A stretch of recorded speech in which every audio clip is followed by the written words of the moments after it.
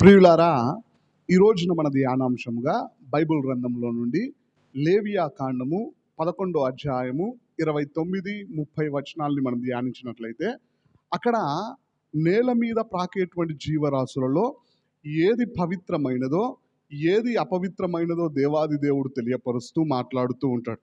చూడండి ప్రియులారా, అక్కడ చాలా జీవరాశుల పేర్లు ప్రస్తావించబడినప్పటికీ 30వ వచనంలో ఒక జీవరాశిని గురించి ఈ రోజున మనం ధ్యానించబోతూ ఉన్నాం. దాని పేరేమిటి అంటే ఊసరవెల్లి. బైబిల్ గ్రంథంలో, తెలుగు బైబిల్లో ప్రాముఖ్యంగా ఈ ఒక్క సందర్భంలోనే ఊసరవెల్లి పేరు ప్రస్తావించబడినట్లుగా మనకు కనిపిస్తూ ఉంటుంది. చూడండి ప్రియులారా, నేను ఇంతకుముందు పావురంను ఉద్దేశించి, లేదంటే కాకులను ఉద్దేశించి, లేదా బైబిల్ గ్రంథంలో రాయబడినటువంటి చెట్లను ఉద్దేశించి వాక్యాలను వివరిస్తూ ఉన్నప్పుడు వాటి నుండి మనం నేర్చుకోవలసినటువంటి ఆత్మీయ పాఠాలను ధ్యానించినాం. అంటే వాటిలో ఉన్నటువంటి మంచి లక్షణాలు మనం కూడా కలిగి ఉండాలి అని ధ్యానించాం. అయితే ఊసరవెల్లి గురించి ఈ రోజున ఆ విధంగా ధ్యానించడం లేదండి. మరి ఏ విధంగా ధ్యానించబోతూ ఉన్నాము అంటే, ఊసరవెల్లిలో ఉండేటువంటి ఒక స్వభావం ఏంటిది అంటే, అది తన రంగులను మారుస్తూ ఉంటుంది. ఉదాహరణకి, ఓ చెట్టు మీదకి వెళ్తే ఆ చెట్టు రంగులోనికి మారిపోతూ ఉంటుంది. రోడ్డు మీదకి వెళ్తే ఆ రోడ్డు రంగులోనికి అది మారిపోతూ ఉంటుంది. అంటే చోటుకు తగ్గట్టుగా, స్థలానికి తగ్గట్టుగా తన యొక్క శరీర రంగును మారుస్తూ అది ముందుకు కొనసాగుతూ ఉంటుంది. చూడండి ప్రియులారా, ఇక్కడ ఒక విషయాన్ని మనం ఆలోచన చేసినట్లయితే, ఊసరవెల్లి రంగులు మార్చడం తప్పు కాదు. ఎందుకోసం అంటే దాని స్వభావం అది బ్రతకడానికి, అంతేకాకుండా అది ఆహారాన్ని సంపాదించుకోవడానికి దేవుడు దానికి అవకాశాన్ని ఇచ్చినాడు. రంగులు మార్చుకునేటువంటి అవకాశాన్ని ఊసరవెల్లికి దేవుడే అనుగ్రహించాడు. కాబట్టి అది రంగులు మార్చడంలో తప్పులేదు. అయితే ఈ రోజున మనందరినీ కూడా దేవుడు యథార్థవంతులనుగా పుట్టించాడు. మన యథార్థతను విడిచిపెట్టి ఒక స్థలానికి వెళ్ళినప్పుడు ఆ స్థలానికి తగ్గట్టుగా మనం మారే వారంగా ఉండొద్దు. మనుషుల యొద్దకు వెళ్ళినప్పుడు వారి యొక్క లక్షణాలను నేర్చుకోవడానికి వీల్లేదు. అంటే మనం ఎక్కడ ఉన్నా యథార్థవంతమైనటువంటి జీవితాన్నే జీవించాలి.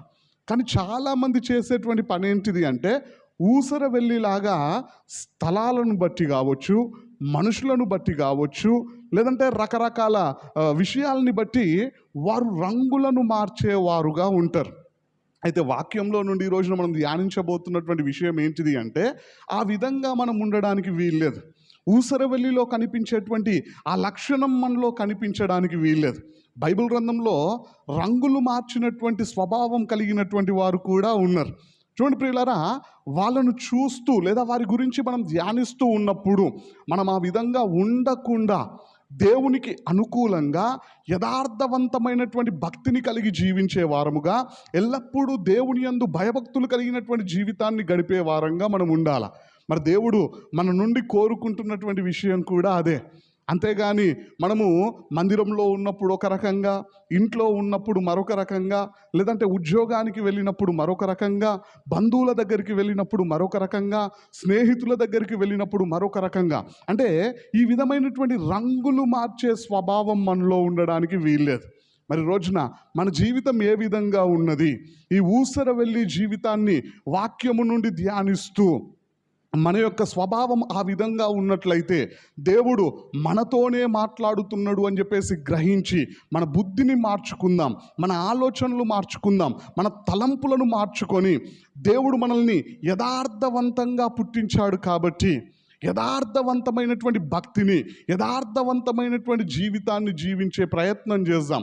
చూడండి ప్రియులారా, ఊసరవెల్లి రకరకాల స్థలాలకు వెళ్ళినప్పుడు తన రంగులను మారుస్తూ ఉన్నట్లుగా మనుషులు కూడా ఎప్పుడు తమ రంగును మారుస్తారు అంటే, మొదటి విషయం ఎప్పుడు మారుస్తారు అంటే తమ యొక్క స్థితిని బట్టి రంగును మార్చే స్వభావం కలిగి ఉంటారండి. ఉదాహరణకి బైబిల్ గ్రంథంలో కూడా మనం కొందరిని గురించి ఆలోచన చేసినట్లయితే, లూకాసు వార్త 16వ అధ్యాయము 19వ వచనం నుండి 31వ వచనం వరకు మనం ధ్యానించినట్లయితే, అక్కడ మనందరికీ తెలిసినటువంటి సందర్భమే ప్రస్తావించడం జరిగినది. చూడండి ప్రియులారా, అక్కడ రాయబడినటువంటి ఒక వ్యక్తిని గురించి మనం ఆలోచన చేసినట్లయితే ధనవంతుడు లాజర్. ఆ యొక్క ఉపమానం నుండి ధనవంతుని జీవితాన్ని మనం జాగ్రత్తగా పరీక్షించినట్లయితే భూమి మీద నివసిస్తూ ఉన్నప్పుడు ఒక రకంగా జీవించినాడు. ఆయన మరణించిన తర్వాత నరకానికి వెళ్ళిన తర్వాత ఆయన మాట్లాడుతున్నటువంటి మాట ఏంటిది అంటే, తండ్రివైన అబ్రహామా అని చెప్పేసి అబ్రహామును పిలిచి లాజరుతో ఓ చిన్న పని చేయించమని చెప్పేసి కోరుకుంటూ ఉన్నాడు. ఆయన యొక్క చిటికెన వేలుని నీళ్ళల్లో ముంచి ఈయన యొక్క దాహాన్ని తీర్చడానికి లాజర్ని పంపించమని చెప్పేసి బ్రతిమిలాడుతున్నట్టుగా మనకు కనిపిస్తూ ఉంటుంది. చూడండి ప్రియులారా, మనం జాగ్రత్తగా ఆ సందర్భంలో గమనించినట్లయితే ఆ ధనవంతుని ఇంటి బయటే ఓ పెంట కుప్ప దగ్గర లాజరు దరిద్రునిగా పడి ఉన్నప్పుడు, ఆకలితో అలమటిస్తూ ఉన్నప్పుడు, వ్యాధులతో ఇబ్బంది పడుతూ ఉన్నప్పుడు, వస్త్రహీనతతో బాధపడుతూ ఉన్నప్పుడు ఈ ధనవంతుడు ఆయనను జ్ఞాపకం చేసుకున్నాడా అంటే జ్ఞాపకం చేసుకోలే. ఆయనకేమైనా సహాయము చేశాడా అంటే సహాయం కూడా చెయ్యలే. అనారోగ్యంతో బాధపడుతూ ఉన్నాడు అని చెప్పేసి వైద్యుల దగ్గరికి తీసుకొని వెళ్ళి ఆయనకేమైనా ట్రీట్మెంట్ ఇప్పించాడా అంటే ఏ విధమైనటువంటి సహాయము చేయలే. కానీ నరకానికి వెళ్ళిన తర్వాత ఈయనకు సహాయం చేయడానికి లాజర్ని పంపించమని చెప్పేసి బ్రతిమిలాడుతూ ఉన్నాడు. అంటే ఈయనకు అన్నీ ఉన్నప్పుడు, మంచి హోదా కలిగి ఉన్నప్పుడు, ధనవంతుడిగా జీవిస్తూ ఉన్నప్పుడు, ఉన్నతమైనటువంటి స్థితిలో ఉన్నప్పుడు, ఆహారము సమృద్ధిగా ఉన్నప్పుడు, ధనము సమృద్ధిగా ఉన్నప్పుడు, విలాసవంతమైనటువంటి జీవితాన్ని జీవిస్తూ ఉన్నప్పుడు ఆయనైతే ఏ ఒక్కరిని జ్ఞాపకం చేసుకోడంట. కానీ అతడు నరకంలో యాతన పడుతూ ఉన్నప్పుడు, ఇబ్బంది పడుతూ ఉన్నప్పుడు ఆయనను జ్ఞాపకం చేసుకొని ఆయనకు సహాయం చేయాలని కోరుకుంటూ ఉన్నాడు. అంటే ఆయన స్థితి మారగానే రంగు మారిపోయింది. చూడండి, అంటే అన్నీ ఉన్నప్పుడు ఒక రకంగా ఉన్నాడు, ఏమీ లేనప్పుడు ఆ దిగజారినటువంటి స్థితిలోనికి వెళ్ళినప్పుడు, లేదా దీన స్థితిలోనికి వెళ్ళినప్పుడు మరో రకంగా మాట్లాడుతూ ఉన్నాడు. ఈ రోజున కూడా చాలామంది ఇదే విధంగా ఉంటారు. ఉదాహరణకి బైబిల్ గ్రంథంలో మరొకరి గురించి కూడా మనం ఆలోచన చేసినట్లయితే యోబు భార్య యొక్క జీవితం కూడా అదే విధంగా మనకు కనిపిస్తూ ఉంటుంది.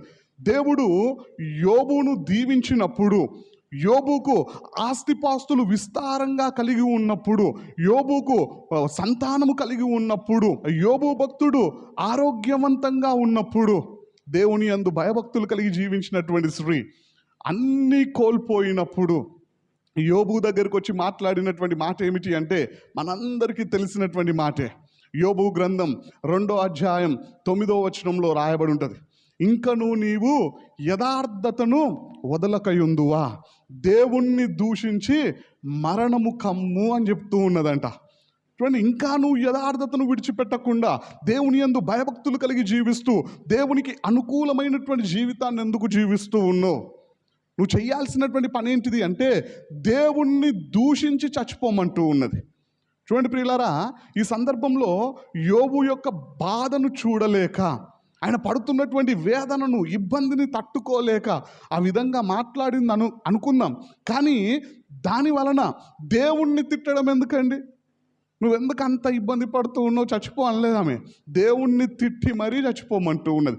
దేవుడు దీవించినప్పుడు, దేవుడు ఉన్నతమైన స్థానంలో నిలబెట్టినప్పుడు ఆ విధంగా మాట్లాడిందా? దేవుడు మనకే ఎందుకు ఇవ్వాలా? దేవుడు మనల్ని ఎందుకు ఆశీర్వదించాలా? దేవుడు మన చుట్టే ఎందుకు కంచె వేయాలా? దేవుడు మరి సంతానాన్ని మనకే ఎందుకు అనుగ్రహించాలా అని చెప్పేసి ఆ విధంగా మాట్లాడలే. కానీ ఎప్పుడైతే దిగజారినటువంటి స్థితిలోనికి వెళ్ళినరో అప్పుడు ఆమె మాట్లాడుతూ ఉన్నది, ఆమె యొక్క రంగును మారుస్తూ ఉన్నది, దేవుణ్ణి దూషించి మరణము కమ్ము అని చెబుతూ ఉన్నది. చూడండి ప్రియులారా, లూసిఫర్ దూత గురించి మనం ఆలోచించిన ఆ దూతలో కనిపించినటువంటి లక్షణం కూడా అదే. ప్రధాన దూతగా మంచి హోదాలో నిలబెట్టినప్పుడు, ఓ మంచి స్వరాన్ని అందించినప్పుడు దేవుడు ఆ దూతకి గర్వించి, నేనే, నాకంటే పై స్థానంలో ఎవరు ఉండొద్దు, దేవుని సింహాసనము కంటే పై స్థానంలో నా సింహాసనాన్ని వేసుకుంటా అని చెప్పేసి గర్వించినట్లుగా ఆ యొక్క దూత యొక్క లక్షణం మనకు కనిపిస్తూ ఉంటుంది. అంటే పై స్థానంలో దేవుడు నిలబెట్టినప్పుడు లూసిఫర్ యొక్క రంగు కూడా మారిపోయినది. అంటే చూడండి, ఈ రోజున మనలో రంగును మార్చే స్వభావం ఎప్పుడు కనిపిస్తుంది అంటే స్థితిని బట్టి రంగును మారుస్తూ ఉంటారు చాలామంది. నాకు తెలిసినటువంటి ఒక బ్రదర్ కూడా ఉన్నాడండి. ఆయనకు ఉద్యోగము లేనప్పుడు, స్టడీస్ కంప్లీట్ అయ్యి చాలా రోజులు గడుస్తూ ఉన్నప్పటికీ ఆయన బ్యాంకులో ఉద్యోగాన్ని సంపాదించాలి అని చెప్పేసి రకరకాల ప్రయత్నాలు చేస్తూ ఉన్నప్పుడు, ఉద్యోగం లేనప్పుడు ప్రతిరోజు మందిరానికి వచ్చి గంటలు గంటలు ప్రార్థించేవాడు, దేవునికి మొరపెట్టేవాడు, దేవుణ్ణి గోచాడేవాడు, ప్రతిరోజు క్రమం తప్పకుండా మందిరానికి వచ్చి ప్రార్థించేవాడు. దేవుడు ఆయన ప్రార్థనను చూసి, ఆయన పట్టుదలను చూసి, ఆయన విశ్వాసాన్ని చూసి బ్యాంకులో ఉద్యోగాన్ని ఇప్పించిన తర్వాత మందిరానికి రావడమే మానేసినాడండి. అంటే స్థితి మారగానే ఆయన ఉద్దేశాలు మారిపోయినాయి, ఆయన ఆలోచనలు మారిపోయినాయి, ఆయన తలంపులు మారిపోయినాయి. ఆయన మందిరానికి రావడం మానేసినాడు. మరి ఇంట్లో కూడా ప్రార్థిస్తూ ఉన్నాడో ప్రార్థన చేయడం లేదో కూడా తెలియదు. ఒక 6 నెలల తర్వాత నాకు కనిపించినాడు రోడ్డు మీద. ఏమైంది బ్రదర్, మందిరానికి రావట్లేరు అని చెప్పేసి ప్రశ్నించినప్పుడు ఆ బ్రదర్ నాతో చెప్పినటువంటి మాట ఏంటిది అంటే, ఉద్యోగంలోనంట ప్రమోషన్ పొందుకున్న తర్వాత మందిరానికి వస్తాడంట. అంటే స్థితి మారగానే ఆయన కూడా మారిపోయినట్లుగా మనకు కనిపిస్తూ ఉన్నది. చూడండి ప్రియులారా, మనము స్థితిని బట్టి మారే వారంగా ఉండొద్దు. మరి ఏ విధంగా ఉండాలి అంటే, స్థితిని బట్టి యోబు భార్య మారిపోయినది, కానీ యోబు భక్తుడు మారిపోయాడా అంటే మారిపోలే. మనం యోబు భక్తుని లాగుండాలా. ఇంకా నువ్వు యథార్థతను విడువకయుందువా, దేవుణ్ణి దూషించి మరణము కమ్ము అని చెప్పినప్పుడు యోబు గ్రంథం 2వ అధ్యాయం 10వ వచనంలో యోబు భక్తుడు మాట్లాడుతూ ఉంటాడు, మూర్ఖురాలు మాట్లాడినట్లు మాట్లాడొద్దు. మనము దేవుని వలన మేలు అనుభవించుదుమా, కీడును మనము అనుభవింపతగదా అనెను. ఈ సంగతులలో ఏ విషయమందును యోబు నోటి మాటతోనైనను పాపము చెయ్యలేదు అని రాయబడి ఉన్నది. అంతేకాకుండా ఇంకా మనం ఆలోచన చేసినట్లయితే, ఒక్కొక్కటిగా తన ఆస్తిపాస్తులన్నింటినీ కోల్పోతూ ఉన్నప్పుడు, అతనికి ఉన్నటువంటి సంతానమంతా మరణించినప్పుడు ఆయన గురించి వాక్యంలో ప్రభువు ఇచ్చినటువంటి స్టేట్మెంట్ ఏంటిది అంటే, 1వ అధ్యాయం 21వ వచనం 22వ వచనంలో మనం ధ్యానించినట్లయితే, నేను నా తల్లి గర్భములో నుండి దిగంబరినై వచ్చి తిని దిగంబరినై అక్కడికి తిరిగి వెళ్ళెదను. యెహోవా ఇచ్చెను, యెహోవా తీసుకొని పోయెను, యెహోవా నామమునకు స్తుతి కలుగునుగాక. ఈ సంగతులలో ఏ విషయమందును యోబు ఏ పాపమును చెయ్యలేదు, దేవుడు అన్యాయము చేశానని చెప్పలేదు అని రాయబడి ఉన్నది. ఇక్కడ ప్రభువు వారు ఇస్తున్నటువంటి స్టేట్మెంట్ మనకు కనిపిస్తూ ఉన్నది. ఈ విషయాల్లోనంట యోబు భక్తుడు ఎలాంటి పాపం చేయలేదంట, నోటి మాటతో కూడా దేవుడు నాకు అన్యాయం చేశాడని కూడా చెప్పలేదంట. యోబు భార్య కూడా ఆయన గురించి ఇస్తున్నటువంటి సాక్ష్యం, ఇంకా నువ్వు యథార్థతను విడిచిపెట్టకుండా ఉంటావా అని చెప్పేసి ఆయన గురించి మాట్లాడుతూ ఉన్నది. అంటే యోబు భక్తుడు తన స్థితి మారిపోయినా, తన ఆరోగ్యం పాడైపోయినా, ధనవంతుడిగా ఉండాల్సినటువంటి వ్యక్తి దారిద్రములోనికి వెళ్ళిపోయినా ఆయన రంగును మార్చుకున్నాడా, ఆయన స్వభావాన్ని మార్చుకున్నాడా, ఆయన ఉద్దేశాలను మార్చుకున్నాడా, ఆయన యొక్క ఆలోచనలు మార్చుకున్నాడా అంటే మార్చుకోలే. దేవుడు నాకు అన్యాయం చేశాడని చెప్పలేదంట, యథార్థతను విడిచిపెట్టలేదంట, దేవుణ్ణి మర్చిపోలేదంట, దేవునికి లోబడడం మర్చిపోలేదంట, దేవుణ్ణి ఆరాధించడం మర్చిపోలేదంట. చూడండి ప్రియులారా, మనం కూడా ఆ విధంగా జీవించాలి అని చెప్పేసి దేవాది దేవుడు కోరుకుంటూ ఉన్నాడు. మరి రోజున మనం స్థితిని బట్టి రంగును మార్చే స్వభావం కలిగి జీవిస్తూ ఉన్నామా, లేదంటే మనం ఏ స్థితిలో ఉన్నప్పటికీ దేవునికి అనుకూలంగా జీవిస్తూ ఉన్నామా? అపోస్తలుడైనటువంటి పౌలు భక్తుడు మాట్లాడుతూ ఉంటాడు. ఫిలిప్పీలకు రాసినటువంటి పత్రిక 4వ అధ్యాయం 12వ వచనంలో మనం ధ్యానించినట్లయితే, అతనికి కొదువ కలిగినందుకు ఈ విషయాల్ని చెప్పడం లేదంట ఆ సంఘంతో. ఎందుకంటే ఇవ్వడం విషయంలో అందరికీ ఆదర్శవంతంగా ఉన్నటువంటి సంఘాల్లో ఒక సంఘం ఏది అంటే ఫిలిప్పీ సంఘం. ఆ సంఘంతో అపోస్తలుడైనటువంటి పౌలు భక్తుడు మాట్లాడుతూ ఉంటాడు, నాకు కొదువ కలిగినందున ఈ విధంగా నేను చెప్పడం లేదు. మరి ఈ విషయాలు మీకు ఎందుకు చెబుతూ ఉన్నాను అంటే, అపోస్తలుడైనటువంటి పౌలు భక్తుడంట సంపన్న స్థితిలో ఉండడం తెలుసుకున్నాడంట, దీన స్థితిలో ఉండడం కూడా తెలుసుకున్నాడంట, ఆకలి దప్పులతో జీవితాన్ని గడపడం నేర్చుకున్నాడంట, అంతేకాకుండా సమృద్ధిగా ఆహారం కలిగి జీవించడం కూడా నేర్చుకున్నాడంట. సంతృప్తి కలిగి జీవించడం నేర్చుకున్నాడంట. ఏ స్థితిలో ఉన్నా సరే, సంపన్న స్థితిలో ఉన్నా, దీన స్థితిలో ఉన్నా, అన్నీ సమృద్ధిగా ఉన్నా, కరువుల్లో, లేముల్లో, ఇరుకుల్లో, ఇబ్బందుల్లో, శోధనల్లో, సమస్యల్లో ఉన్నా, ఆరోగ్యంగా ఉన్నా, అనారోగ్యంతో బాధపడుతూ ఉన్నా, ఆయన నేర్చుకున్నటువంటి విషయం ఏంటిది అంటే ఆయన ఉన్న స్థితిలోనే సంతృప్తి కలిగి జీవించడం నేర్చుకున్నాడంట. దేవుని నామానికి స్తోత్రం, హల్లెలూయా. ఆయన చెబుతూ ఉంటాడు, నన్ను బలపరచు వాని యందే నేను సమస్తము చేయగలను.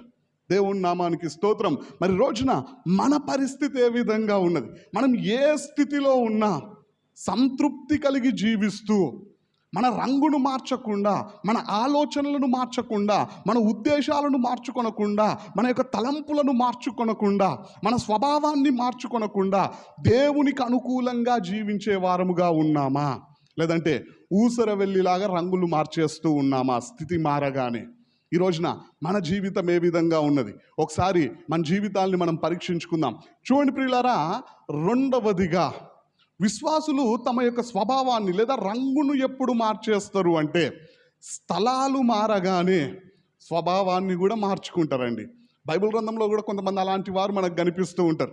ఉదాహరణకి మార్కు సువార్త 14వ అధ్యాయం 30-31 వచనాల్ని మనం ధ్యానించినట్లయితే అక్కడ పేతురుతో దేవుడు ఖచ్చితంగా చెబుతూ ఉన్నాడు, ఈరోజు కోడి కూయక మునుపు 3 సార్లు నీవు నన్ను ఎరగవని చెప్పేసి అబద్ధమాడుతావని చెప్పినప్పుడు 31వ వచనంలో పేతురు భక్తుడు కూడా ఖండితంగా చెప్పిండంట, దేవుడు నువ్వు ఖచ్చితంగా చెబుతావంటే అంతే ఖచ్చితంగా, ఇంకా చెప్పాలంటే అంతకంటే ఖచ్చితంగా పేతురు మాట్లాడుతూ ఉన్నాడంట. నీకోసం చావనైనా చేస్తాను కానీ నువ్వెవరో తెలియదని చెప్పేసి మాత్రం నేను చెప్పను అన్నాడంట. ఆ తర్వాత శిష్యులందరూ కూడా అదే మాట మాట్లాడినట్టుగా మనకు కనిపిస్తూ ఉంటుంది.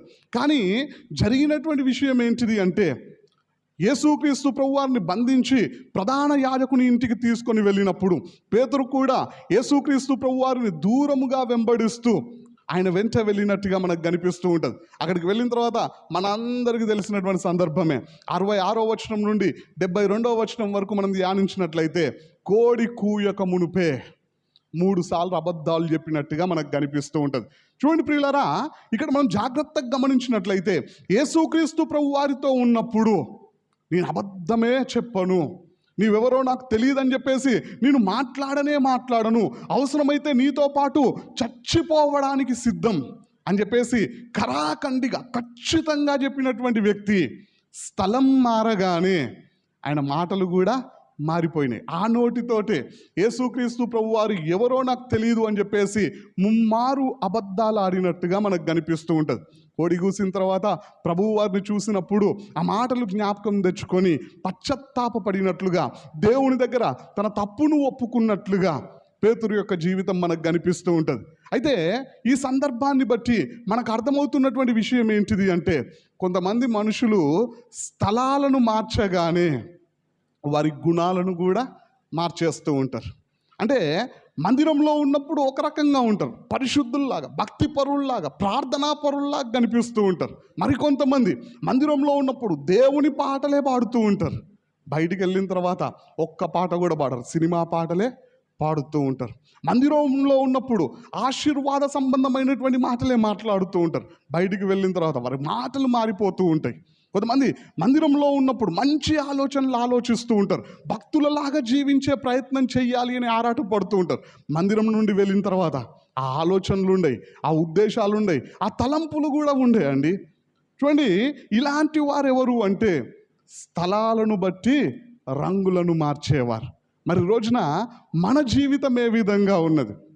ఆ విధంగా ఊసర వెళ్ళిలాగా స్థలాలను బట్టి, అది చెట్టు మీదకి వెళ్తే ఆ చెట్టు రంగులోనికి వెళ్ళిపోతుంది, రోడ్డు మీదకి వెళ్తే ఆ రోడ్డు రంగులోనికి అది కలిసిపోతుంది, ఆ విధంగా మార్చుకుంటుంది. ఇంకో చోటకు వెళ్తే దాని రంగులోనికి మారిపోతూ ఉంటుంది. అంటే స్థలాలను బట్టి ఊసర వెళ్ళి రంగులు మారిస్తే అర్థం ఉన్నది, దేవుడు దానికి అవకాశం ఇచ్చినాడు. మనం ఆ విధంగా ఉండాలని దేవుడు కోరుకోలే. మరి మనం ఏ విధంగా ఉండాలి అంటే మనం ఎక్కడికి వెళ్ళినా సరే మన యొక్క ఉద్దేశాలను మార్చే వారంగా ఉండదు. ఒకే రకంగా జీవించే వారముగా ఉండాలి. బైబిల్ గ్రంథంలో దేవుని బిడ్డలందరూ అదే విధంగా ఉన్నట్లుగా మనకు కనిపిస్తూ ఉంటుంది. ఉదాహరణకి ఆదికాండము 39వ అధ్యాయంలో మనం ధ్యానించినట్లయితే యోసేపు భక్తుని జీవితం మనకు కనిపిస్తూ ఉంటుంది. చూడండి ప్రియులారా, యోసేపు భక్తుడు తన స్వగ్రామంలో ఉంటూ ఉన్నాడంటే ఉంటలేడు. ఆ గ్రామంలోనే కాదు, ఆ దేశంలోనే లేదు. ఆయన ఐగుప్తు దేశానికి బానిసగా కొనిపోబడినాడు. అంతేకాకుండా బానిసగా వచ్చినటువంటి ఆ వ్యక్తిని పోతిఫరు అనబడినటువంటి వ్యక్తి డబ్బులిచ్చి కొనుక్కొని బానిస పనులు, వెట్టి చాకిరి పనులు చేయించుకోవడానికై ఆయనను కొనుక్కున్నప్పుడు ఆయన నమ్మకంగా జీవిస్తూ ఉన్నాడంట. తన ఇంట్లో ఉన్నప్పుడు తన తండ్రికి ఏ విధంగా నమ్మకంగా జీవించాడో ఆ పోతిఫరోకు అదేవిధంగా దేవునికి అంతే నమ్మకంగా పనిచేసే వ్యక్తిగా యోసేపు భక్తుని జీవితం మనకు కనిపిస్తూ ఉంటుంది. అందుకే దేవుడు యోసేపుకు తోడయ్యుండి ఆయన చేసిన ప్రతి పనిలో విజయం ఇచ్చినప్పుడు, ఆయన చేస్తున్నటువంటి పనులను ఆశీర్వదిస్తూ ఉన్నప్పుడు, ఆ ఇంటి వారిని దేవుడు దీవిస్తూ ఉన్నప్పుడు పోతిఫరో ఆ విషయాన్ని గ్రహించి తన ఇంటి మీద విచారణకర్తగా నియమించినాడంట. ఆయన భోజనం చేయడం తప్ప ఇంట్లో ఏమి ఉన్నదో ఏమి లేదో కూడా పట్టించుకోవట్లేదంట. కారణం ఏంటిది అంటే యోసేపు భక్తుడు అంత నమ్మకంగా పనిచేస్తూ ఉన్నాడు. దేవుని నామానికి స్తోత్రం, హల్లెలూయా. చూడండి, మనం కూడా ఎక్కడ ఉన్నా సరే, ఏ స్థలంలో ఉన్నా సరే, మందిరంలో ఉంటే మందిరానికి నమ్మకంగా ఉండాలి. మనం ఇంటికి వెళ్తే ఇంటి వారికి కూడా నమ్మకంగా ఉండాలి. అక్కడ కూడా మన మందిరానికి నమ్మకంగా ఉండాలి. ఇంటికి వెళ్ళిపోయినాను కదా ఇక మందిరం గురించి పట్టించుకోను అన్నట్టుగా మన ప్రవర్తన ఉండొద్దు. మందిరానికి వస్తే ఇంట్లో వాళ్ళను మర్చిపోయే స్వభావం మనలో ఉండొద్దు. ఆఫీస్ దగ్గరికి వెళ్తే అన్నీ మర్చిపోయే వారంగా ఉండొద్దు. ఎక్కడ ఉన్నా సరే అందరికీ నమ్మకంగా మనము జీవించే వారముగా ఉండాలి. యోసేపు జీవితం అదే విధంగా ఉన్నది. చూడండి, ఆ సందర్భం మన అందరికీ తెలిసిందే. పోతిఫరు యొక్క భార్య యోసేపు మీద కన్ను వేసి ప్రతిరోజు మాట్లాడుతూ ఉన్నదంట, ప్రతిరోజు విసిగిస్తున్నదంట. మన ఇద్దరం కలిసి పాపం చేద్దామని చెప్పేసి ప్రతిరోజు ఆయనతో మాట్లాడుతూ ఉన్నప్పుడు యోసేపు భక్తుడు మాట్లాడినటువంటి ఓ అద్భుతమైన మాట మనకు బైబిల్ గ్రంథంలో కనిపిస్తూ ఉంటుంది. నేను దేవునికి విరోధంగా ఇంత గొప్ప దుష్కార్యాన్ని ఏ విధంగా చేస్తా? నీ భర్త నీ ఇంటి మీద విచారణకర్తగా నన్ను నియమించి నిన్ను నాకు అప్పగించలే. నిన్ను తప్ప నీ ఇంట్లో ఉన్న ప్రతిదాన్ని నాకు అప్పగించినాడు, ప్రతి వస్తువును నాకు అప్పగించినాడు. నేను అంతే నమ్మకంగా ఉంటా అని చెప్పేసి దేవునికి విరుద్ధంగా నేను పాపము చెయ్యను అని చెప్పేసి తన పై వస్త్రాన్ని విడిచిపెట్టి పారిపోయినట్లుగా మనకు కనిపిస్తూ ఉంటుంది. కారణం ఏంటిది అంటే కీర్తనలు గ్రంథం 4వ అధ్యాయం 4వ వచనంలో రాయబడి ఉంటుంది, భయము నొంది పాపము చేయకుడి అని చెప్పేసి. దేవుని భయము కలిగినటువంటి వ్యక్తి కాబట్టి పాపానికి దూరంగా పారిపోయినట్లుగా, దేవునికి భయపడే వ్యక్తిగా ఉన్నట్లుగా, అంతేకాకుండా తన యజమానునికి నమ్మకంగా ఉన్నట్లుగా మనకు కనిపిస్తూ ఉన్నది. చూడండి, యజమానుడు ఉన్నా లేకపోయినా తన నమ్మకత్వాన్ని కాపాడుకున్నాడు. ఒకవేళ యోసేపు భక్తుడు అక్కడ ఏమైనా పొరపాటు చేసి ఉంటే అతన్ని అడిగేవారు, అతన్ని నిందించేవారు, లేదా అతన్ని హెచ్చరించేవారు ఎవరైనా ఉన్నారా అంటే ఆయన తన కుటుంబీకుల మధ్యలోనే లేడు. వేరే దేశానికి బానిసగా వెళ్ళిపోయినాడు. స్థలం మారినా ఆయన గుణం మారలేదు. దేవుని నామానికి స్తోత్రం, హల్లెలూయా. ఇంకెంతో మంది భక్తులు మనకు అదే విధంగా కనిపిస్తూ ఉంటారు. ఉదాహరణకి దానియేలు భక్తుడు, షద్రక్ మేషక్ అబేద్నెగోలు బబులోను దేశానికి కొనిపోబడినప్పుడు విగ్రహార్పితములైనటువంటి ఈ ఆహారాన్ని మేము భుజించము అని చెప్పేసి వారు దేవుని కొరకు నిలబడినట్లుగా మనకు కనిపిస్తూ ఉంటుంది. మీరన్నీ చట్టాలు తీసుకొని వచ్చినా ప్రార్థించకుండా ఉండము అని చెప్పేసి వారు దేవునికి నమ్మకంగా జీవించినట్లుగా మనకు కనిపిస్తూ ఉంటుంది. నీవు నిలబెట్టినటువంటి ప్రతిమకు మేము మొక్కము అని చెప్పేసి దేవుని కొరకు నిలబడినట్టుగా మనకు కనిపిస్తూ ఉంటుంది. వారు కూడా స్థలాలు మారినా గుణం మార్చుకోలే. నెహెమ్యా భక్తుడు ఆయన చేస్తున్నటువంటి పనిలో నమ్మకంగా ఉన్నాడు, అంతేకాని ఆ పానీయాన్ని సేవించే వ్యక్తిగా లేడు. దేవునికి నమ్మకంగా జీవిస్తూ ఉన్నాడు. అంతేకాకుండా పనిలో కూడా నమ్మకంగానే ఉంటూ ఉన్నాడు. స్థలం మారినా గుణం మారలేదు. మరి రోజున మన జీవితం ఏ విధంగా ఉన్నది? స్థలం మారగానే మన యొక్క స్వభావం కూడా మార్చుకుంటూ ఉన్నామా? మందిరంలో ఉన్నప్పుడు భక్తిపరుల్లాగా మందిరం బయటికి వెళ్ళిన తర్వాత ఇంకో రకంగా ఉంటే దేవుని దృష్టిలో నీవు వేషధారిగా జీవిస్తున్నట్టు. మరి రోజున మన జీవితం ఏ విధంగా ఉన్నది? ఒకసారి మన జీవితాల్ని మనం పరీక్షించుకుందాం. చూడండి ప్రియులారా, మూడవదిగా తమ యొక్క స్వభావాన్ని, అంటే తమ యొక్క రంగును ఎప్పుడు మార్చుకుంటారు? కొంతమంది మనుషులు అంటే మనుషులను బట్టి కూడా కొంతమంది మారిపోతూ ఉంటారు. బైబిల్ గ్రంథంలో కూడా మనకు కొంతమంది ఆ విధంగా ఉన్నట్లుగా కనిపిస్తూ ఉంటుంది. ఉదాహరణకి మనం బైబిల్ గ్రంథంలో నుండి ధ్యానించినట్లయితే గలతీయులకు రాసినటువంటి పత్రిక 2వ అధ్యాయము 11వ వచనం నుండి మనం ధ్యానించినట్లయితే, అయితే కేఫా అంతియొకయకు వచ్చినప్పుడు అతడు అపరాధిగా తీర్చబడను గనక నేను ముఖాముఖిగా అతనిని ఎదిరించి తిని, ఏలయనగా యాకోబు నొద్ద నుండి కొందరు రాక మునుపు అతడు అన్యజనులతో భోజనము చేయుచుండెను గాని వారు రాగానే సున్నతి పొందిన వారికి భయపడి వెనుక తీసి వేరైపోయెను. తక్కిన యూదులను అతనితో కలిసి మాయావేషము వేసుకొనిరి గనుక బర్నబా కూడా వారి వేషధారణము చేత మోసపోయెను అని రాయబడినది. పేతురు భక్తుడు అంతియొకయ అనబడినటువంటి ప్రాంతానికి వచ్చినప్పుడు అక్కడ ఉన్నటువంటి క్రైస్తవులందరితో కలిసి కూర్చొని భోజనం చేస్తూ ఉన్నాడంట. అయితే యాకోబు నొద్ద నుండి కొంతమంది సున్నతి పొందినటువంటి వారు రాక మునుపు, సున్నతి పొందారంటే వీరు యూదుల్లో నుండి క్రీస్తును విశ్వసించినటువంటి వారు. చూడండి ప్రియులారా, ఆ రోజుల్లో యూదుల్లో నుండి ఎవరైనా క్రీస్తును విశ్వసిస్తే వారు చెప్పేటువంటి బోధలు ఏ విధంగా ఉండేటివి అంటే, మోషే ద్వారా దేవుడు మనకు అనుగ్రహించినటువంటి ధర్మశాస్త్రాన్ని, అందులో ఉన్నటువంటి ఆచారాలను, అందులో ఉన్నటువంటి పద్ధతులను, కట్టడలను మనం కూడా ఆచరించాలి అని చెప్పేసి క్రైస్తవులకు కూడా వారు చెప్పేవారు. ఎవరైతే ఆ ఆచారాలకు, ఆ పద్ధతులకు లోబడతారో వారితో మాత్రమే ఈ యూదుల్లో నుండి రక్షింపబడినటువంటి వారు కలిసి భోజనం చేసేవారు. ఎవరైనా మేము పాటించము అని చెబితే వారితో కలిసి భోజనం చేయడానికి వీరు సిద్ధంగా ఉండేవారు కాదు. అయితే సున్నతి పొందుకున్నటువంటి ఈ యూదుల్లో నుండి రక్షింపబడినటువంటి వారు వచ్చినప్పుడు పేతురు భక్తుడు చేసినటువంటి పని ఏంటిది అంటే అక్కడ ధర్మశాస్త్రాన్ని పాటించినటువంటి వారు కూడా ఉండొచ్చు బహుశా. అంటే సున్నతి పొందనటువంటి వారు, ఇంకా కొన్ని ఆచారాలను, కొన్ని పద్ధతులను పాటించినటువంటి వారు, అన్యుల్లో నుండి రక్షింపబడినటువంటి వారితో కలిసి భోజనం చేస్తూ ఉన్నాడు. వీరు రాగానే పేతురు భక్తుడంట వేరైపోయిందంట, అక్కడ నుండి తొలగిపోయిందంట. ఆయనను చూసి మరికొంతమంది, అందులో ప్రాముఖ్యంగా బర్నబా కూడా మోసపోయినట్లుగా మనకు కనిపిస్తూ ఉన్నది. అప్పుడు పౌలు భక్తుడు ఖచ్చితంగా ఆయనను ఎదిరించినట్లుగా, మనం ఈ విధంగా కపటము కలిగి జీవించకూడదు అని చెప్పేసి హెచ్చరించినట్లుగా మనకు కనిపిస్తూ ఉన్నది. చూడండి ప్రియులారా, యేసుక్రీస్తు ప్రభు వారు కూడా ఇలాంటి సందర్భాన్ని దాదాపుగా ఎదుర్కొన్నట్లుగా మనకు కనిపిస్తూ ఉంటుంది. ఆ మాటలు మనకి మత్తయి సువార్త 9వ అధ్యాయం 9వ వచనం నుండి 13వ వచనం వరకు మనకు కనిపిస్తూ ఉంటాయి. సుంకపు మెట్టు దగ్గర కూర్చున్నటువంటి మత్తయిని ప్రభువు వారు చూసి నన్ను వెంబడించుము అని చెప్పగానే మత్తయి లేచి వెంబడించినాడంట. యేసుక్రీస్తు ప్రభు వారు ఇంటిలోనికి వెళ్ళి భోజనానికి కూర్చున్నప్పుడు ఆయన శిష్యులతో పాటు సుంకరులు, పాపులు కూడా కూర్చున్నారంట. అప్పుడు పరిసయ్యులు అందరినీ గమనించి శిష్యుల దగ్గరకు వచ్చి మాట్లాడుతూ ఉంటారు, మీ బోధకుడు సుంకరులతో, పాపులతో కలిసి భోజనం చేస్తున్నాడు ఏంది, ఈయన పరిశుద్ధుడు కదా అని చెప్పేసి వారితో మాట్లాడినప్పుడు యేసుక్రీస్తు ప్రభు వారు ఆ మాటలు విని వారితో మాట్లాడుతూ ఉంటాడు, వారిని ప్రశ్నిస్తూ ఉంటాడు, వారిని హెచ్చరిస్తూ ఉంటాడు. పరిసయ్యులని, వ్యాధి గల వారికే వైద్యుడు అవసరం కానీ ఆరోగ్యము గల వారికి కాదు అని చెప్పేసి మాట్లాడినట్టుగా, నేను పాపులనే పిలవడానికి వచ్చాను కానీ నీతిమంతులను కాదు అని చెప్పినట్లుగా. అంతేకాకుండా వారితో ఇంకా ఖచ్చితంగా చెప్పినటువంటి మాట ఏంటిది అంటే, నేను బలిని కోరను, కనికరాన్నే కోరుతా అని చెప్పేసి ఆ యొక్క వాక్యాన్ని, ఆ యొక్క వాక్య భావాన్ని ముందు మీరు వెళ్ళి నేర్చుకోండి అని చెప్పేసి వారిని హెచ్చరించినట్లుగా మనకు కనిపిస్తూ ఉంటుంది. అంతేగాని ఆ యొక్క పాపులకు దూరంగా, ఆ యొక్క సుంకరులకు దూరంగా వేరైపోయినట్టుగా మనకు కనిపించదు.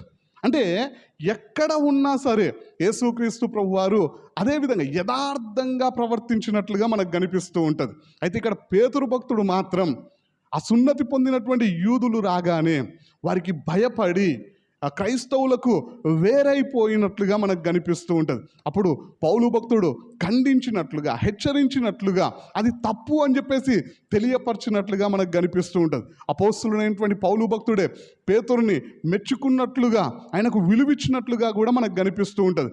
పేతురు భక్తుడు కూడా ఆయన మందలించినప్పుడు ముఖాన్ని ఏం చిన్నబుచ్చుకోలేదండి, ఆయన తన తప్పును సరి చేసుకున్నట్లుగా మనకు కనిపిస్తూ ఉంటుంది. మరి ఈ రోజున మన జీవితం ఏ విధంగా ఉన్నది అంటే, పేతురు జీవితం నుండి ఈ సందర్భాన్ని మనం జాగ్రత్తగా ఆలోచన చేసినట్లయితే కొంతమంది మనుషులను బట్టి కూడా రంగులు మార్చేస్తూ ఉంటారు, వారు మారిపోతూ ఉంటారు. బైబిల్ గ్రంథంలో అలాంటి వారు ఎంతోమంది మనకు కనిపిస్తూ ఉంటారు.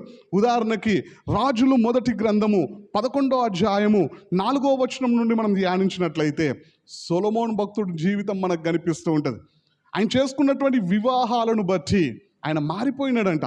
తన భార్యలను బట్టి మారిపోయినట్లుగా సొలొమోను యొక్క జీవితం మనకు కనిపిస్తూ ఉంటుంది. ఎంతగా దిగజారిపోయినాడంటే యెరూషలేముకి పక్కన ఉన్నటువంటి కొండల మీద ఇతర దేవుళ్లకు దేవతలకు బలిపీఠాలను కట్టించినట్లుగా మనకు కనిపిస్తూ ఉంటుంది, ధూపం వేస్తున్నట్లుగా మనకు కనిపిస్తూ ఉంటుంది. దేవుడు ప్రత్యక్షమై మాట్లాడిన తన జీవితాన్ని మార్చుకోనంతగా దిగజారినట్లుగా మనకు కనిపిస్తూ ఉంటుంది. చిట్ట చివరికి ఆయన తన బ్రతుకును మార్చుకున్నాడు, సరిచేసుకున్నాడు. చూడండి, అది వేరే విషయం. కానీ ఇక్కడ మనం జాగ్రత్తగా గమనించినట్లయితే తన భార్యలను బట్టి ఆ సొలొమోను భక్తుడు మరి మారిపోయినట్లుగా మనకు కనిపిస్తూ ఉంటుంది. ఇంకా మనం ఆలోచన చేసినట్లయితే యెహోషాపాతు రాజు అహబు రాజుతో వియ్యం పొందిన తర్వాత ఇక బంధుత్వాన్ని బట్టి మారిపోయినట్లుగా మనకు కనిపిస్తూ ఉంటుంది. చూడండి ప్రియులారా, ఇలా చెప్పుకుంటూ పోతే ఎంతోమంది మనకు కనిపిస్తూ ఉంటారు. అంటే వీరిని బట్టి మనకు అర్థమవుతున్నటువంటి విషయం ఏంటిది అంటే మనుషులను బట్టి కూడా కొంతమంది మారిపోతూ ఉంటారు. కొంతమంది చెబుతూ ఉంటారు, నా ఫ్రెండ్స్ ఫోర్స్ చేయడం వల్లనే డ్రింక్ చేశా, నా ఫ్రెండ్స్ ఫోర్స్ చేయడం వల్లనే సినిమాకు వెళ్ళా అని చెప్పేసి మనుషుల మీద నేరారోపణ చేస్తూ ఉంటారు. అయితే వాక్యంలో రాయబడినటువంటి మాట మనం ఏ విధంగా ఉండాలి అంటే ఏలీ ప్రవక్త యొక్క 2 కుమారులతోనే కలిసి జీవిస్తున్నటువంటి సమూయేలు భక్తుడు తన బుద్ధిని మార్చుకోలే, తన స్వభావాన్ని మార్చుకోలే. వారేమో దేవుడంటే లెక్క లేకుండా, దేవుడంటే విలువ లేకుండా, దేవుని భయం లేకుండా బ్రతుకుతూ ఉంటే వారితోనే సహవాసం చేస్తూ పెరిగినటువంటి సమూయేలు భక్తుడు దేవునికి విలువిచ్చే వ్యక్తిగా, దేవునికి భయపడే వ్యక్తిగా, దేవునికి లోబడే వ్యక్తిగా, అంతేకాకుండా దేవుని స్వరాన్ని వినే వ్యక్తిగా జీవించినట్లుగా మనకు కనిపిస్తూ ఉంటుంది. అంటే మనుషులను బట్టి మారేవారు దేవునికి అనుకూలంగా జీవించలేరు. మరి రోజున మన జీవితం ఏ విధంగా ఉన్నది? బైబిల్ గ్రంథంలో మారనటువంటి వాళ్ళు కూడా ఎంతోమంది ఉన్నారు. ఉదాహరణకి నెబుకద్నెజర్ రాజు వచ్చేసి ఎంతమంది యవనస్తులను బానిసలుగా తీసుకొని వెళ్ళాడంటే 4 మాత్రమే కాదండి, 10,000 మందిని పట్టుకుపోయిండంట. కానీ అందులో నమ్మకంగా జీవించింది ఎంతమంది గురించి మనకు తెలుసు అంటే కేవలం 4. దానియేలు గ్రంథం 3వ అధ్యాయంలో మనం ధ్యానించినట్లయితే ఓ ప్రతిమను నిలబెట్టి దీనికి మ్రొక్కకపోతే వారందరినీ తీసుకొని వెళ్ళి అగ్నిగుండంలో పడవేస్తా అని చెప్పగానే బబులోను దేశంలో జీవిస్తున్నటువంటి ప్రతి ఒక్కరూ ఆ బొమ్మకు మ్రొక్కినట్టుగా మనకు కనిపిస్తూ ఉంటుంది. అంతేకాకుండా యూదా దేశంలో నుండి బానిసలుగా వచ్చినటువంటి వారు కూడా మ్రొక్కే ఉంటారు. ఒకవేళ మ్రొక్కి ఉండకపోతే షద్రక్ మేషక్ అబేద్నగోలతో పాటు వారు కూడా అగ్నిగుండంలో పడవేయబడాలి. కానీ మనుషులందరూ మొక్కుతూ ఉన్నప్పుడు వీళ్ళు కూడా మొక్కేసినారు. అంటే మనుషులను బట్టి మారిపోయినారు, స్థలాలను బట్టి మారిపోయినారు. మారంది ఎంతమంది అంటే అక్కడ 3 మనకు కనిపిస్తూ ఉన్నారు.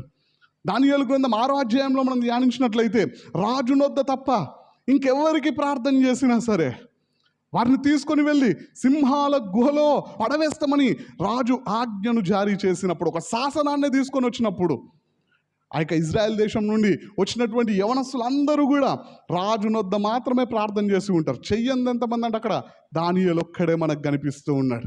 అంటే మనుషులు చేస్తూ ఉన్నారు కదా అని చెప్పేసి మనుషులను బట్టి మారినటువంటి వాళ్ళు బైబిల్ గ్రంథంలో మనకు కనిపిస్తూ ఉన్నారు, మారనటువంటి వారు కూడా మనకు కనిపిస్తూ ఉన్నారు.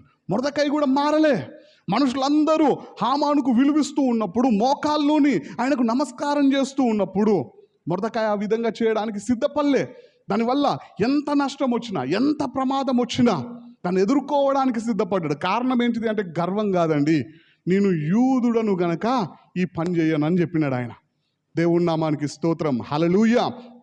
మనుషులందరూ చేస్తున్నారు కదా, నువ్వు కూడా మొక్కేస్తే అయిపోతుంది కదా, నువ్వు కూడా మోకాళ్ళు ఉంటే అయిపోతుంది కదా, రాజే ఆజ్ఞాపించాడు కదా అని చెప్పేసి అక్కడ ఉన్నటువంటి వారందరూ చెబితే మొర్దెకై ఒప్పుకోలే. మనుషులందరూ చేస్తున్నారు కదా అని చెప్పేసి నేను చేయలేను, ఎందుకంటే నేను యూదుడను, నేను యూదునిలాగానే జీవిస్తా అని చెప్పేసి దేవుని కొరకు సాక్షిగా బ్రతికినట్లుగా ఆయన జీవితం మనకు కనిపిస్తూ ఉన్నది. మరి రోజున మన పరిస్థితి ఏ విధంగా ఉన్నది? మనుషులను బట్టి మారిపోతూ ఉన్నామా? బంధుత్వాలను బట్టి మారిపోతూ ఉన్నామా? లేదంటే ఫ్రెండ్స్ను బట్టి మారిపోతూ ఉన్నామా? మన జీవితం ఏ విధంగా ఉన్నది? మన చర్చ్లో కూడా ఒక బ్రదర్ ఉన్నాడు. ఆ బ్రదర్ వాళ్ళ భార్య కొన్ని రోజులు చర్చికి రాలేదు. ఇప్పుడు భార్యాభర్తలు ఇద్దరు వస్తున్నారండి. అయితే ఆమె రాకుండా ఉన్నప్పుడు ఆ బ్రదర్తో చెప్పిందంట, నేను నీ భార్యను కదా అన్నదంట. అవును, కాదని ఎవరన్నారు, చెప్పమ్మా ఏంది, నీకేం కావాలి చెప్పు అని అడిగినప్పుడు ఆమె చెబుతూ ఉన్నదంట, నేను నీలో సగభాగాన్ని కదా అని అడిగిందంట. అంటే ఆయన చెప్పినట్టు, అవును, దేవుడు మన ఇద్దరిని జతపరిచాడు, నువ్వు నాలో సగభాగమే, ఏందో చెప్పు అంటే ఆమె మెల్లగా చెబుతూ ఉన్నదంట. ఏమని చెబుతూ ఉన్నదంటే, నేను చర్చికి రావట్లేను కదా, నువ్వు కూడా వెళ్ళకు అని చెప్పిందంట.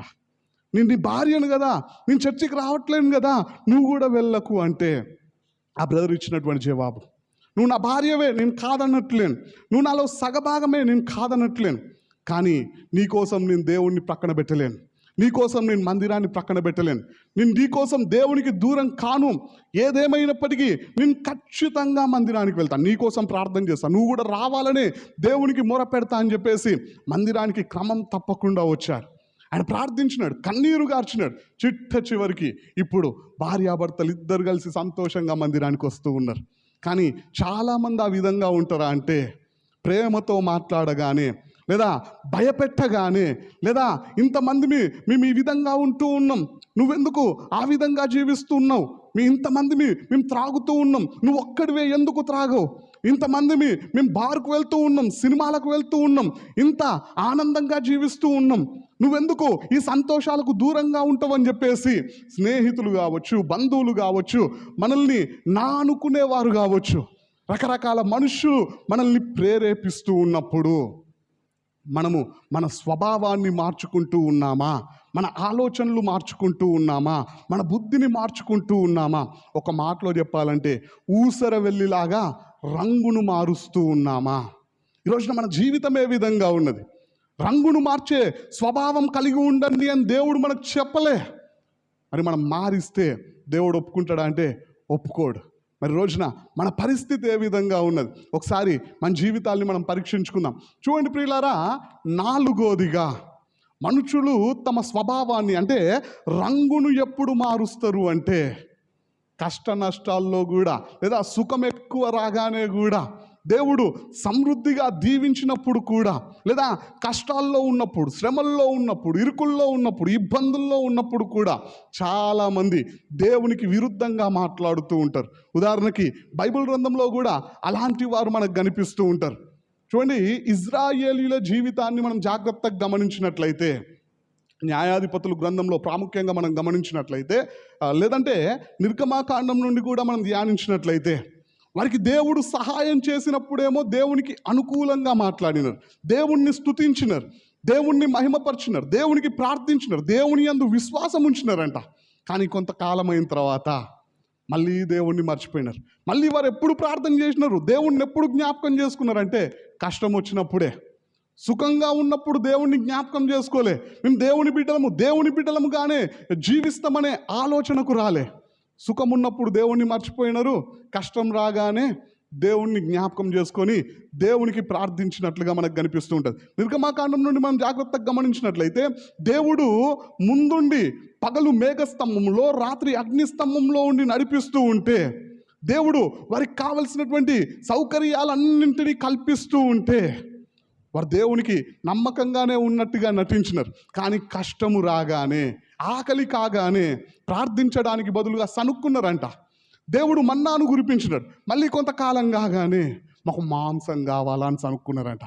దేవుడు పురేడ్లను రప్పించినాడు, అప్పుడు మళ్ళీ కొంచెం కాలం కాగానే మాకు కూరగాయలు కావాలా, ఉల్లిపాయలు కావాలని చెప్పేసి సనుక్కున్నట్లుగా, మాకు నీళ్లు కావాలి అని చెప్పేసి సనుక్కున్నట్లుగా, దేవుడు చేసినటువంటి మేలులన్నింటినీ మర్చిపోయి కృతజ్ఞతాహీనులుగా బ్రతికినట్లుగా వారి జీవితం మనకు కనిపిస్తూ ఉన్నది. అంటే కష్ట నష్టాల్లో ఉన్నప్పుడు, శ్రమల్లో ఉన్నప్పుడు, ఇబ్బందుల్లో ఉన్నప్పుడు, మరికొంతమంది ఏమో అన్ని సమృద్ధిగా ఉన్నప్పుడు వారి రంగును మార్చేస్తూ ఉంటారు, వారి ఆలోచనని మార్చేస్తూ ఉంటారు. ఉదాహరణకి బైబిల్ గ్రంథంలో అలాంటి వారు కూడా ఎంతోమంది ఉన్నారు.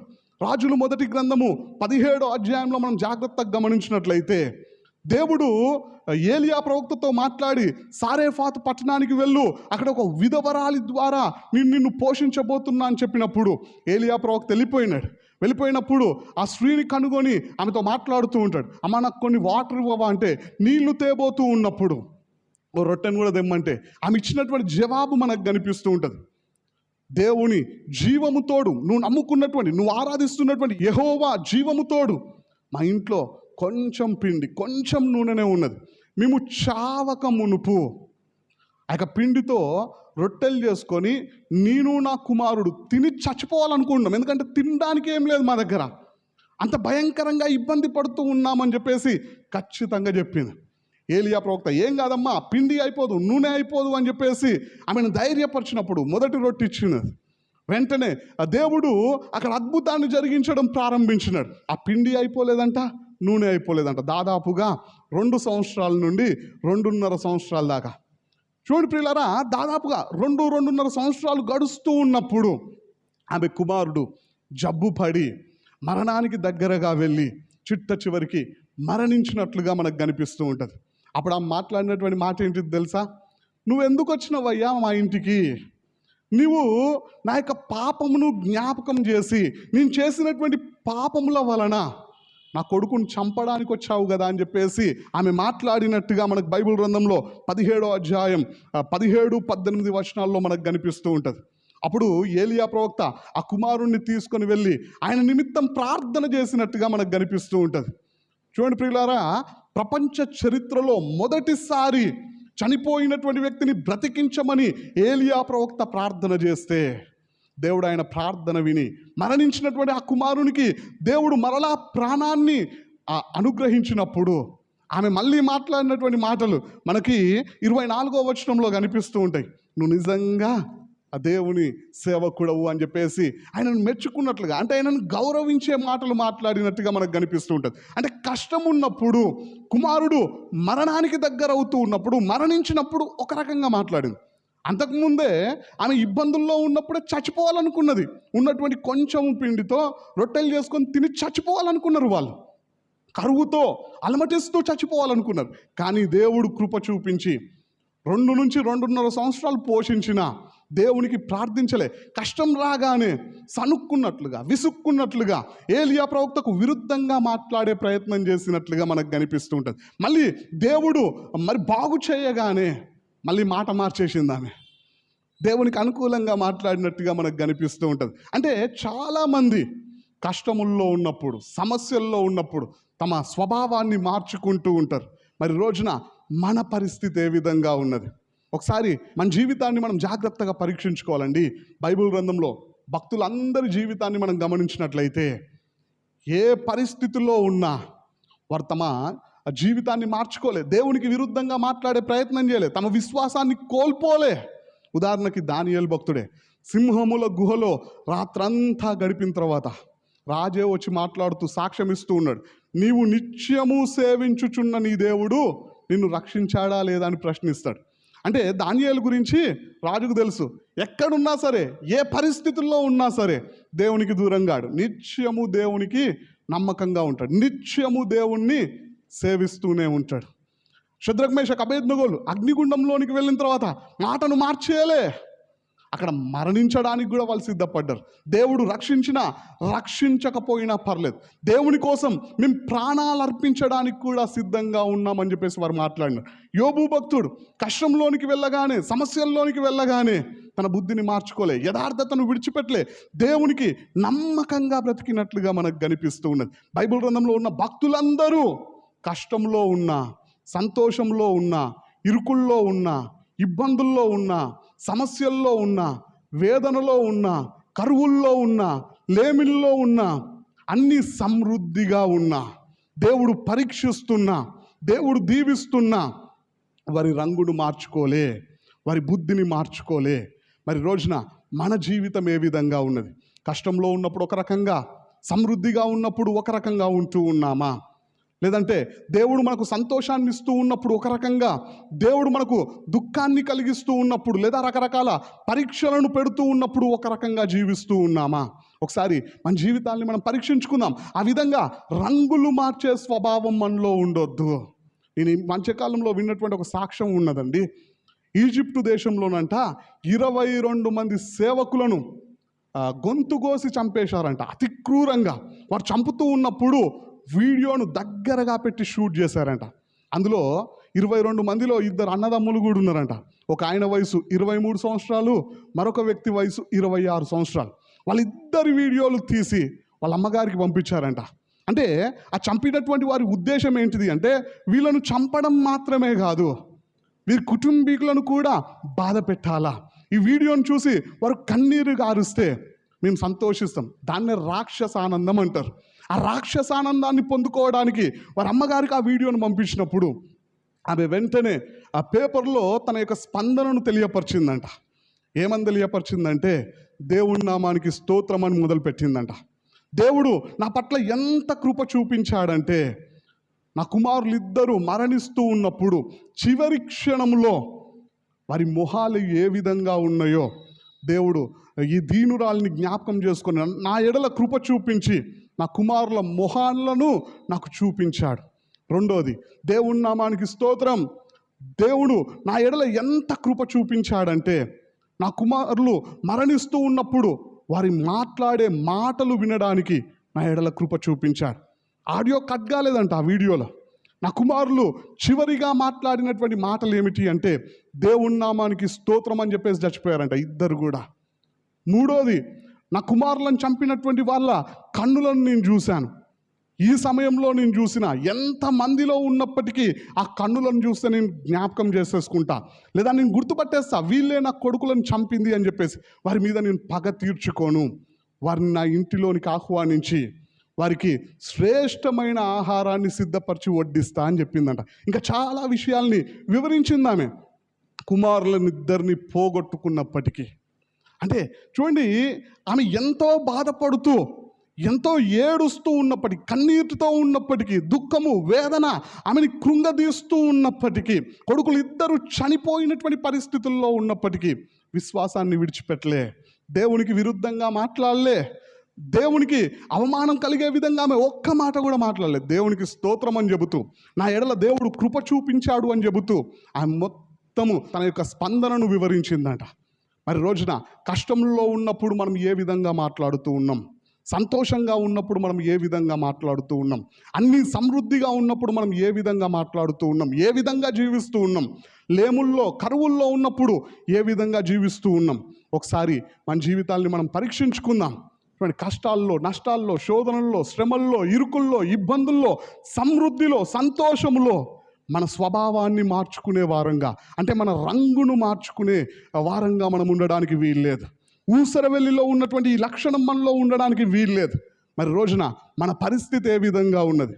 ఒకవేళ ఊసరవెల్లిలాగా స్థితిని బట్టి మారిపోయే స్వభావం ఉన్నట్లయితే, మనుషులను బట్టి మారిపోయే స్వభావం ఉన్నట్లయితే, లేదంటే స్థలాలను బట్టి మారిపోయే వారంగా ఉన్నట్లయితే, కష్ట నష్టాలను బట్టి మారిపోయే వారంగా ఉన్నట్లయితే, దేవుడు నీతోనే మాట్లాడుతూ ఉన్నాడు. నీ బుద్ధిని మార్చుకోమంటూ ఉన్నాడు, నీ ఆలోచనలను మార్చుకోమంటూ ఉన్నాడు, నీ తలంపులను మార్చుకోమంటూ ఉన్నాడు, విశ్వాసంలో స్థిరంగా ఉండమంటూ ఉన్నాడు. ఇంకా ఖచ్చితంగా చెప్పాలంటే, ఉంటే చల్లగా ఉండు, లేదంటే వెచ్చగా ఉండు. నులివెచ్చగా ఉంటే నోట్లో నుండి ఉమ్మి వేస్తాను అని చెప్పేసి దేవుడు హెచ్చరిస్తూ ఉన్నాడు. కాబట్టి మన జీవితాన్ని మనం పరీక్షించుకుందాం, విశ్వాసంలో స్థిరంగా ఉందాం. ఎలాంటి స్థితిలోనైనా సరే, ఎలాంటి పరిస్థితులు ఎదురైనా సరే, ఎంతమంది మనుషులు మనకు ఎదురైనా సరే, లేదంటే ఏ స్థలంలో మనమున్నా సరే, ఏ స్థితిలో మనమున్నా సరే, దేవునికి నమ్మకంగా జీవిస్తాం. దేవుని రాకడకు మనందరం సిద్ధపడదాం. ఈ కొద్ది వాక్యాన్ని దేవుడు దీవించునుగాక. ఆమేన్.